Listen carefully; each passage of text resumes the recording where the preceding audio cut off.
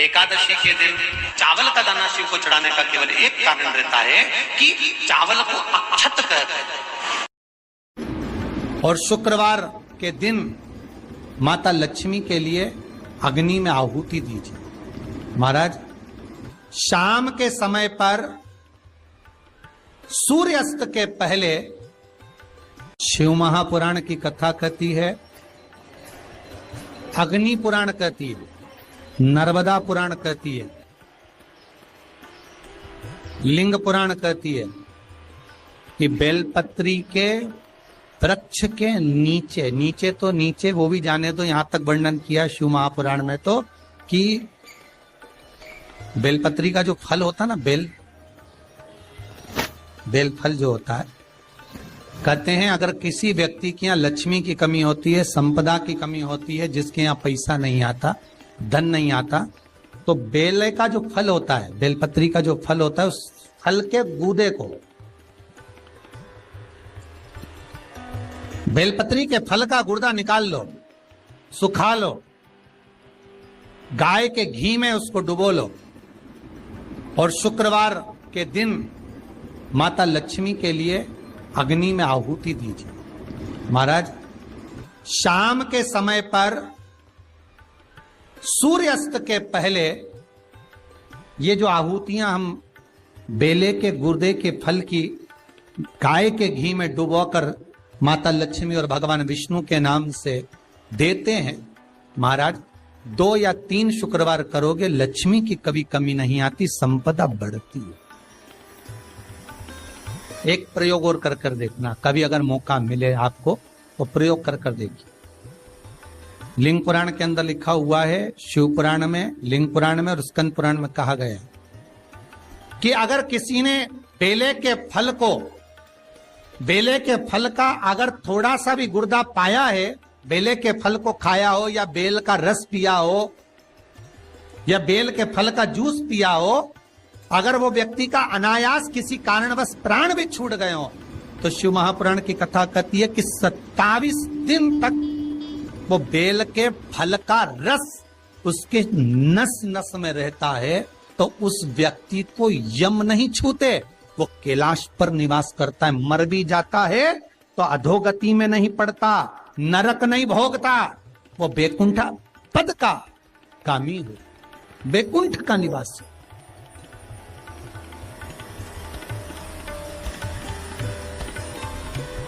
बैकुंठ का निवास।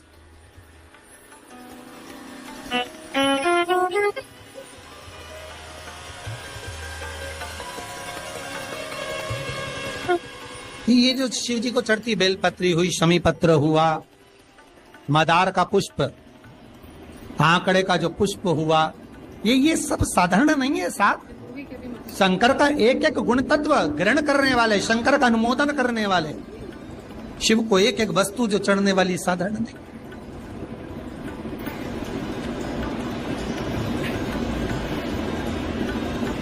महाराज, हम तो आपसे निवेदन पहले भी करे, आज फिर करते। मान लो आपको ऐसा लगता है कि घर में बीमारियां ज्यादा घेर रही है, तो एक बेल का टुकड़ा, बेले का फल का एक टुकड़ा अपने ही घर में कहीं पर भी कटोरी में रख दीजिए, शिव का स्मरण,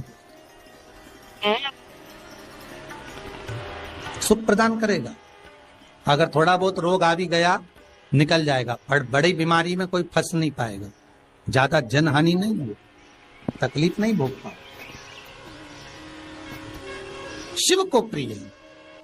फिर वही स्कंद पुराण का संवाद आगे, बेल पत्री के वृक्ष की जो जड़ होती है, उस जड़ के अंदर 33 कोटि देवताओं का निवास होता है। 68 करोड़ तीर्थ बेलपत्री के पेड़ के नीचे रहते हैं। 68 करोड़ तीर्थ मात्र बेलपत्री की छांव में, बेलपत्री के नीचे विराजमान होते हैं।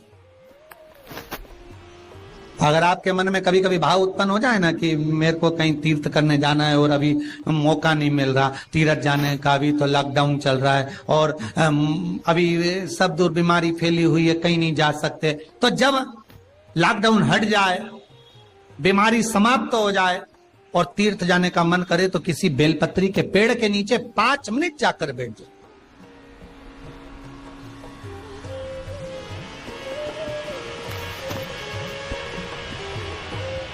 और जप लो, श्री शिवाय नमस्तुभ्यम। जितने बैठे हो टीवी के सामने प्रेम से बोलो, श्री शिवाय नमस्तुभ्यम। जितने टीवी के सामने बैठे बार फिर से बोलो, श्री, साथ में बोलो, आगे आगे नहीं, श्री शिवाय नमस्तुभ्यम।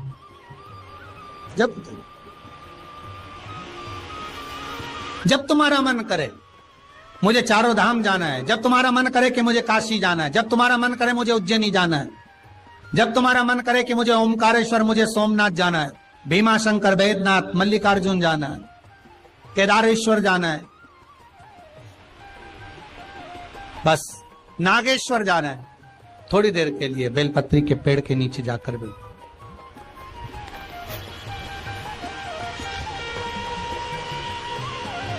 68,000 तीर्थ सब बेलपत्री के वृक्ष के नीचे विराजे। जहां पर देवराज के प्राण छूटे वहां बेलपत्री का पौधा है, बेलपत्री का वृक्ष है।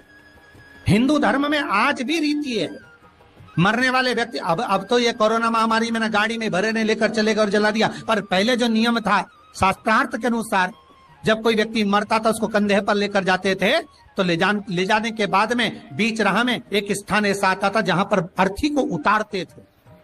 विश्राम स्थल पर उस अर्थी को उतारा जाता था, और वो केवल विश्राम स्थल ऐसे नहीं होता था, वहां पर बेलपत्री का पौधा होता था, पेड़ होता था। उस बेलपत्री के वृक्ष की छांव उस मुर्दे पर भी पड़ जाती थी तो उसको यम की कैद नहीं भोगना पड़े, उसको यम की कैद, यम की त्राण नहीं भोगना पड़े।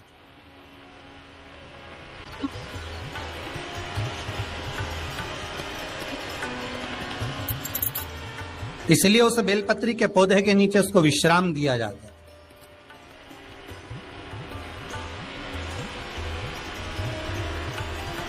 बेलपत्री के पौधे के नीचे उसको विश्रामता दी जाती। शिव कह रहे हैं, देवराज तेरे प्राण छूटे, मना नहीं है तेरे प्राण छूटे, पर तेरे प्राण जहां छूटे वो बेलपत्री का वृक्ष था।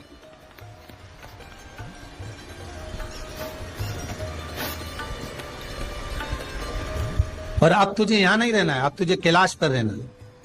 तो कैलाश पर क्यों? शंकर भगवान बोलते हैं ये मृत्यु लोक जो है ना, पृथ्वी, ये भूमि जो है ना, ये मेरी निवास स्थली है, ये मेरा घर है। इसलिए शंकर भगवान ने, भगवान विष्णु ने जब कहा था, भगवान विष्णु जब शंकर भगवान से बोले कि मैं आपसे मिलने आना चाहता हूं, तब शंकर भगवान बोले आ जाओ। तो भगवान विष्णु पृथ्वी से एक हाथ ऊपर पांव रखकर चल रहे थे। तो शंकर जी ने पूछा तुम पांव जमीन पर क्यों नहीं रखते, पृथ्वी पर रखो। शिव जी, मैं पांव पृथ्वी पर नहीं रख, क्यों? नहीं नहीं नहीं नहीं, मैं पांव पृथ्वी पर नहीं रख सकता। आखिर क्यों? शंकर भगवान से भगवान विष्णु कहते हैं पूरी पृथ्वी पर छोटे छोटे कंकर नजर आते हैं, हर कंकर में मुझे शंकर नजर आते हैं।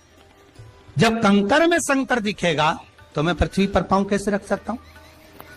शिव जी बोले, भाई नारायण भगवान विष्णु से बोले, है नारायण, अगर आप इतनी दूरी बनाकर रखेंगे तो फिर हमारे करीब में कौन आएगा?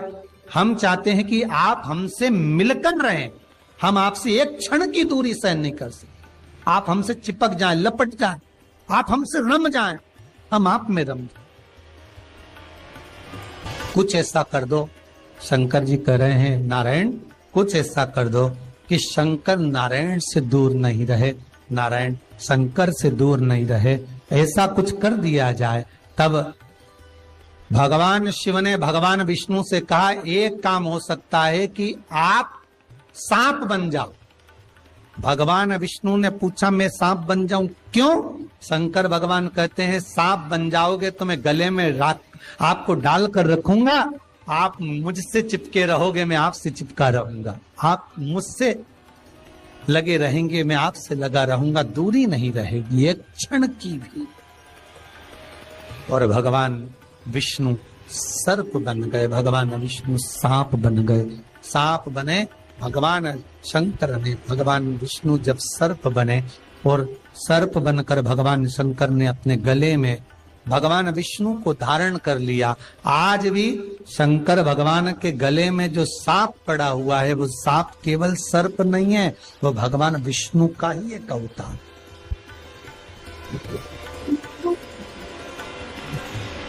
वो भगवान विष्णु का एक स्वरूप। शंकर भगवान के पूरे शरीर पर 6 सांप हैं। कितने सर्प हैं? 6। एक जो गले में है वो भगवान विष्णु का अवतार, 2 हाथ में, 2 भुजा पर, एक कमर में जो सर्प नजर आता है, ये शंकर भगवान की 5 लड़कियां हैं, जया, विशारा, सामरी बारी, 2 तली और देव। शिव जी की 5 लड़की। शंकर भगवान के पूरे शरीर पर 6 सर्प हैं, 5 लड़कियां और एक भगवान विष्णु का स्वरूप, भगवान विष्णु का प्रतिबिंब, भगवान विष्णु का ही एक स्वरूप। स्कंद पुराण में अगर 16 सोमवार के व्रत का अगर आप विधान देखेंगे, और हम तो कहते हैं केवल 16 सोमवार से ही मतलब मत रखो। आप माताएं अगर एकादशी का व्रत कर रही है, सोमवार का कर रही है, मंगलवार का कर रही, बुधवार का करे, गुरुवार का करे, चतुर्थी का करे, तीज का करे, छठ का करे, आप जो भी व्रत करते हो उस व्रत का विधान स्कंद पुराण में लिखा हुआ है। और स्कंद पुराण में क्या वर्णन लिखते हैं कि नारी जब सौभाग्यवती हो जाती है, लड़की की जब शादी हो जाती है और वो अपने पति के घर में जब रह रही होती है, पति के संग रह रही होती है, तो पति के घर में रहकर जितना भजन पूजन करती है, जितना